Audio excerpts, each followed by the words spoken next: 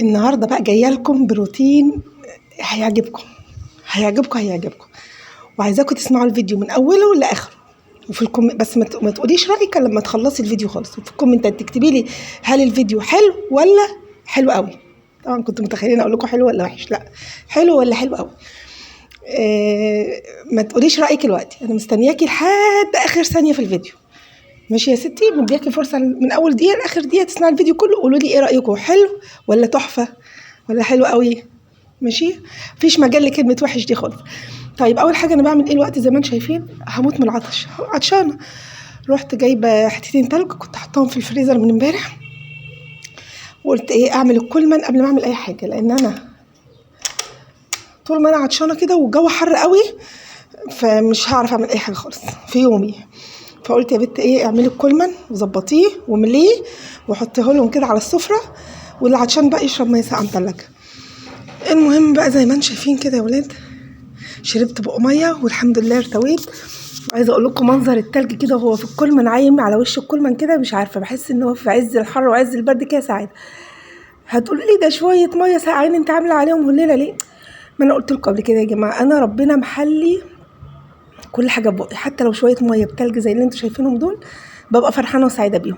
دي نعمه على فكره، انها نعمه الرضا يا ساده. حط لايك يا اختي، مش معنى ان انا قلت لك قولي رايك في اخر الفيديو يبقى انت تستني برضو على اللايك لاخر الفيديو، لا، اللايك عادي حطيه من اول دقيقه عادي مفيش مشكله، بس انا بقول لك على رايك لانك هتستفادي في الفيديو ده. حاولت اعمل لكم بقى فيديو مفيد بعيد عن الهري بقى والروتينات اللي ملهاش لازمه، لا، الفيديو النهارده هتستفادي، يعني هتستفادي والله العظيم. بس ايه، اسمعي الفيديو من اول دقيقه لاخر دقيقه. طيب انا بعمل ايه دلوقتي؟ الواد ابني الصغير عيان سخن السخونيه معاه اديلها 3 ايام. سايبين ابنك ازاي لحد دلوقتي وهو سخن؟ انا مش سايباه والله، وراح للدكتور وخد حقن وخد ادويه وكل حاجه، بس الحراره تنزل وترجع تاني، تنزل وترجع تاني، وهو رافض الاكل. عايش بقى على شويه ينسون شويه حلبه وبالعافيه، بنغصب عليه ان هو يشربهم بالعافيه بقى، هيرجع كده. عملت له شويه ينسون وكان عندي شويه حلبه، رحت ايه غسلاهم ومنقياهم وحطاهم في برطمان كده، بحيث كل ما ايه ابقى عايزه اعمل له كوبايه حلبه، انا كمان بحب الحلبه قوي على فكره، كل ما عاوزه اعمل له شويه حلبه يبقى الحلبه بتاعتي مغسوله ومتنقيه وجاهزه، بدل ما اقعد انقي شويه بشويه. هي الستات الشاطره بتعمل كده. طيب عندنا شويه مواعين هنغسلهم في السريع، مش كتير، حبه مواعين صغيرين، قلت اغسلهم معاكم علشان تتشجعي انت كمان، لو عندك شويه مواعين كده قومي يا اخت اغسليهم. بس اهم حاجه يا اختي ما تنسيش اللايك والاشتراك في القناه لو ما كنتيش لسه اشتركتي. انا مش عارفه، انا بستغرب قوي من الناس اللي مكملين معايا لحد دلوقتي ولسه ما اشتركوش. اشتركي يا اختي في القناه، القناه حلوه هتعجبك ان شاء الله. وقولي لي رايك كده في القناه، حلوه ولا حلوه قوي؟ كير كير كير كير كير. المهم زي ما انتم شايفين بقى نحط شويه فيبا صابون، يعني صابون سايب بس هو سايب، يعني بنشتريه بالكيلو كده، الكيلو ب10 جنيه بس تحفه، يخليكي كده تغسلي. مش ملاحظين يا عيال ان انا من ساعه ما جبت صابون المواعين ده وانا ما بكومش المواعين؟ تفتكروا ايه السبب؟ السبب في الصابون ده. طبعا انا ما بعملوش اعلان ولا حاجه، ده صابون سايل، ما بعملش اعلانات اصلا. يا ريت يا اختي يجي لي اعلانات، يا ريت، وقناتي كده تتنغنغ كده والدنيا تزقزق معايا.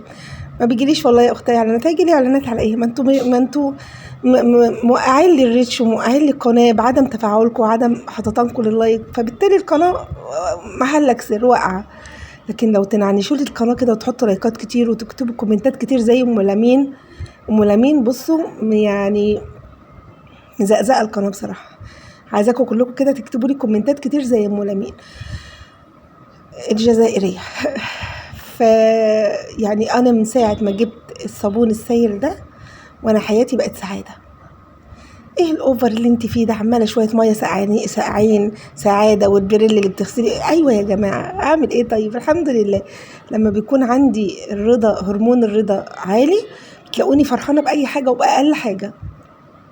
فانتهزوا فرصه ان انا سعيده الايام دي وفرفشوا معايا كده في الفيديوهات. مفيش كآبه، مفيش نكد، مفيش شكوى لغير الله مذله يا جماعه. بنقعد نشكي ونعمل وفي الاخر مين اللي هيحل لك مشاكلك؟ الله. فليه نقعد نشكي للبشر ونشيلهم همومنا ونصدر لهم طاقه سلبيه؟ مفيش داعي للكلام ده، الشكوى لغير الله مذله. فاستغلوا فرصه ان الفيديوهات بتاعتي هتبقى منعشه كده الفتره دي، ويلا بقى دوسوا لايكات براحتكم واشتراكات براحتكم وزقزقوا لي القناه كده زي ام لمين. طيب الصابون السايب ده اسمه بديل للفيبة، تحفة. خليكي تغسلي المواعين كده وانتي فرحانة وسعيدة. والله زي ما بقولك كده ريحته بتبقى مخلية المطبخ كأنك رشة معطر، كأنك مولعة فواحة. والله بجد جميل حلو جدا، فبيخليني اغسل مواعين بسعادة كده. انتي كمان قومي هاتي الصابون بتاعك ايا كان بقى بتغسلي بايه، وقومي اغسلي المواعين بتاعتك وارضي الرضا، نعمة الرضا. يا على فكرة سبحان الله لما ربنا شرع علينا حاجات معينة كده، والنبي عليه الصلاة والسلام نصحنا بحاجات في حياتنا، في كل حاجة ما سابش حاجة. الحاجات دي لمصلحتنا احنا اولا. انتي لما ترضي، انتي لما يبقى عندك رضا. نعم يا حبيبي. نعم. عايز ايه؟ اللي عايز يشتري قطة يا جماعة عندنا. اللي عايز يشتري قطة يا جماعة عندنا قطة. واحد سخن مولع وبيبيع قطط. اتفضل قول. بص قطة شرازي عندها 8 شهور وبإذن الله متطعمة. تعالى قرب. متطعمة وبتاكل كويس جدا ونومها خفيف. نومها تقيل قصدي. يعني قولي طول اليوم ممكن تنام. بس وبتخاف من صوت العربيات. المهم انت عامل ايه الوقت؟ الحمد لله خفيت. ادعوا له يا جماعه عشان حمودي يعني بيمر بازمه صحيه. السعر باذن الله بقى في الكومنتات. السعر في الكومنتات ولا اقول دلوقتي؟ قول دلوقتي. ب 400 جنيه يا رجاله. ماشي. وبقى لسه هنجيب لها طوق تتحط في راسها. بال 400 برضو؟ لا ايوه بال 400 وكل. يعني هياخدوا القطه بالطوق بتاعها. طيب بس كده. ماشي يا جماعه، عرفتوا المواصفات بتاع القطه. على من يريد من غير الطوق شراء القطه عليه التوجه من غير الطوق ب 980 وبالطوق 380 معلش. ايوه وبالطوق ب 400 يا جماعه. ما شاء الله لا قوه الا بالله. وما بتاكلش دراي فود. مثلا بتاكل عظم جلد فراخ. مش شرط يعني تكلفوا نفسكم وتشتروا لها دراي فود، لا عادي ممكن تاكل عظم جلد فراخ طبعا يا حبذا، لبن زبادي جبنه. بص اكتر اكل هي بتعشقها الجبنه النستو واللانشون. جيبوا اللانشون، جيبوا 5 لانشون بيبقى 3 قطع ب5 لانشون و5 جبنه. بصي هو ب10 لانشون و10 جبنه. ايوه ولا لكم ما تجيبوش جبنه عشان هي ما بتحبهاش قوي. جبنه نستو. ماشي. فلو حد عايز يشتري علبه بقى من عندنا هنا في العياط. علبه ايه؟ علبه جبنه نستو ب 20.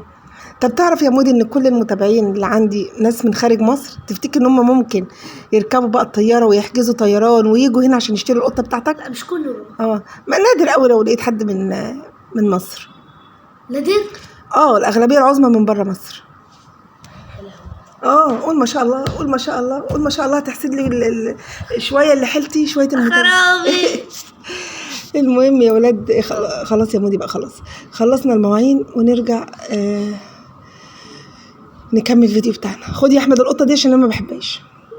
ما بحبش يا جماعه الحيوانات. ما بحبش الحيوانات في البيت، القطط والكلاب والحاجات دي مش بحبها خالص. ماشي. وهاديه ورقيقه جدا. لونها مش مشي.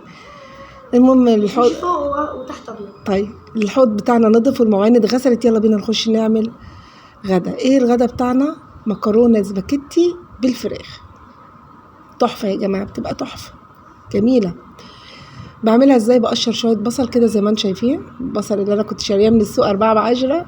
اي نعم رفيع وبيتعبني في التقشير بس مش مشكله، شغال. بصل ولا مش بصل؟ بيبي اونيون جميل والله وزي الفل. طيب الحله اللي هناك جوه على العين اللي جوه دي انا كنت حاطه فيها ميه بسلق فيها مكرونه يعني. فانا دلوقتي بعمل الصوص بتاع المكرونه، عباره عن بصل وثوم وفلفل اخضر وفراخ متقطعه مربعات. ايه مربعات دي؟ كاروهات. فراخ مقطعه مكعبات يعني، وقطه معصوره في الخلاط. بس شاورما يعني، بس الشاورما ما بتحطلهاش عصير طماطم كتير، لا احنا نكتر عصير الطماطم عشان يبقى المكرونه بصلصه يعني. نحط شويه زيت كده حلوين ونبدا ان احنا نقطع البصل بتاعنا رفيع. في واحده بتقول لي انا مش عارفه انت ازاي بتقطعي البصل على ايدك كده. ما انا ما اعرفش اقطعه الا على ايدي كده. اي نعم صوابع بتتشرح بس ما خلاص اتعودت بقى. هتقولي طب ما تعمليه في الكبه. لا، ما انا بحافظ على الكبه بتاعتي وبخليها للحاجات المهمه. لحمه اطحن فيها، لحمه اطحن فيها، فراخ كده افرم يعني. لكن البصل والحاجات دي لا، بعملها على ايدي. بوفر الكبه يعني، مش بوفرها، بعززها كده عشان ما تبص بسرعه. خليها للحاجات المهمه. صليتوا على النبي يا ولاد؟ لا ما صليناش على النبي. طب يلا نصلي على رسول الله. اللهم صل وسلم وبارك على سيدنا محمد افضل يا احمد وطي. افضل الخلق على اله وصحبه وسلم. بعمل ايه لاحمد؟ طبعا بما ان احمد مش هياكل معانا تقليه وبصل بقى وحاجات متسبكه كده، فهعمل له شويه شوربه خضار. قطعت البطاطس كده زي ما انتم شايفين، والفراخ اللي عندي اللي انا هعمل منها الشاورما هاخد منها شويه كده وهحطهم له في شوربه الخضار. فاهمين قصدي ازاي؟ وعندي كيس بسله بجزر في الفريزر، هطلعه واعمله له شوربه اهو. ادي الفراخ بتاعتنا، هناخد جزء منها نحطها في الشوربه بتاعت احمد، والباقي هنعمله ايه؟ شاورما اهو.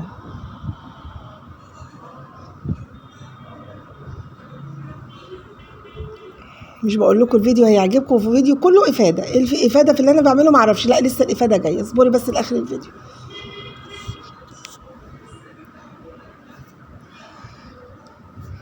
اللهم صل وسلم وبارك على سيدنا محمد افضل الخلق وعلى اله وصحبه وسلم. يا حي يا قيوم برحمتك استغيث اصلح لي شأني كله ولا تكلني الى نفسي طرفة عين. يا حي يا قيوم برحمتك استغيث اصلح لي شأني كله ولا تكلني الى نفسي طرفة عين. هنا طلعت الفلفل الاخضر بتاعي اهو.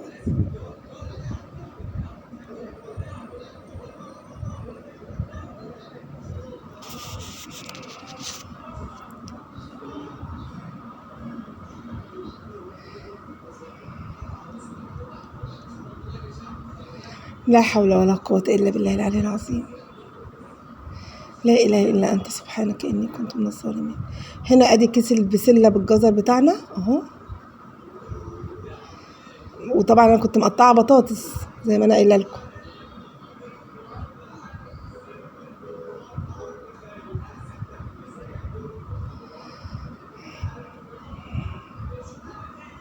يا مودي وطي التلفزيون، وطي كمان شويه.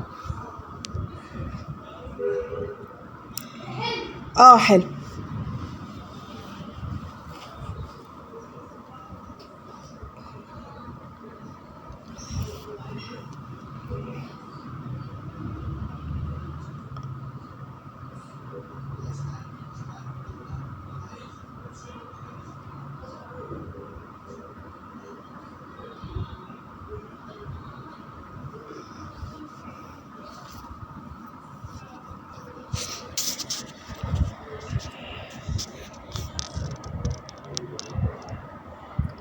ضربت بقى شويه طماطم في الخلاط اهو، وهبدا انزل بيهم على الشاورما بتاعتنا. بس قبل الطماطم هبشر كده كام فص توم، بيدوها بقى ريحه وتست عالي قوي، تحفه. وانا كنت هنا هنزل بالطماطم وبعد كده افتكرت الخطوه بتاعت التوم دي بتفرق جامد بصراحه اهو. بصوا قشرته وجبته ايه، هبشر برضو شويه كده على الشوربه بتاعت احمد علشان الفراخ عشان مش مشوحاها ولا حاجه، فممكن تزفر له الشوربه. فرحت ايه، حطاله فيها بصل وحطاله فيها توم، كانت جميله مفيش زفاره خالص والله. حاجه بسيطه توم كده. وهو طالما التوم الشوربه ما فيهاش ولا زيت ولا سمنه ولا حاجه، فهتبقى حلوه مش هتسخنه يعني ان شاء الله. هنا بقى احط شويه توابل على الشاورما بتاعتنا، بس مش هحط طبعا لا فلفل اسود ولا اي حاجه على شوربه احمد علشان ما يسخنش. هو حساس جدا لاي اكل يا جماعه، اي حاجه بتزود السخونيه معاه، حتى الفاكهه والله العظيم. يعني هو المتاح لي بس في الفاكهه التفاح، لكن انا كنت جايبه من السوق عنب وموز لا بيسخنوه برضو.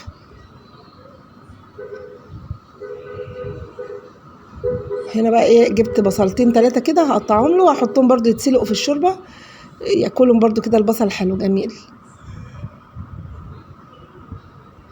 هشطف البصل بس في السريع كده واسقطه في الشوربه، اشيل بقى الريمه اللي على الوش دي علشان ما شوربه الخضار ما تبقاش طعمها وحش او زفره.